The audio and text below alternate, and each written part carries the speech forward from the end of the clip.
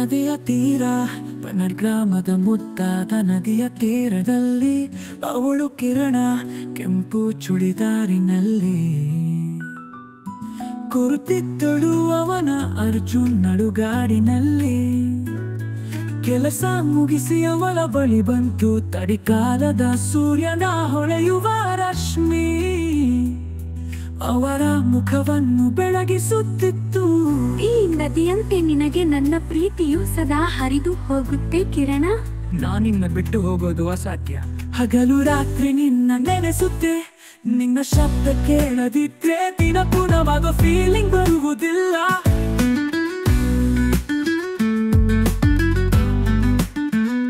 ಬಟ್ಟಲಿನ ಕೆರೆ ಒಂದಿನ ಪಾರಂಪರಿಕ ಹಬ್ಬ ದಿನ. ಪನ್ನರ್ ಬಟ್ಟಲಿನ ಕೆರೆಯ ಬಳಿ ಅವರು ಪಾಠ ಮಾಡಿಕೊಂಡರು.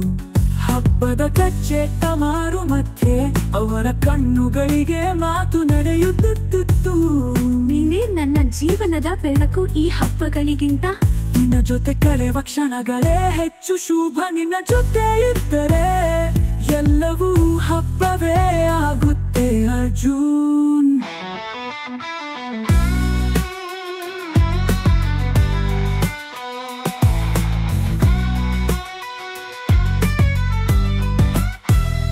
ಪ್ರೇಮದ ಸತ್ಯ ಒಂದಿನ ಒಂದು ಸಣ್ಣ ಜಗಳ. ಮಿಂಚಿನ ಮೋಡ ಮುಸುಕಿದ ಹವ. ಆದರೆ ಅವರು ಒಬ್ಬರನ್ನೊಬ್ಬರು ಬಿಟ್ಟು ಇರಾಗದೆ ಮತ್ತೆ ಒಂದಾದರು.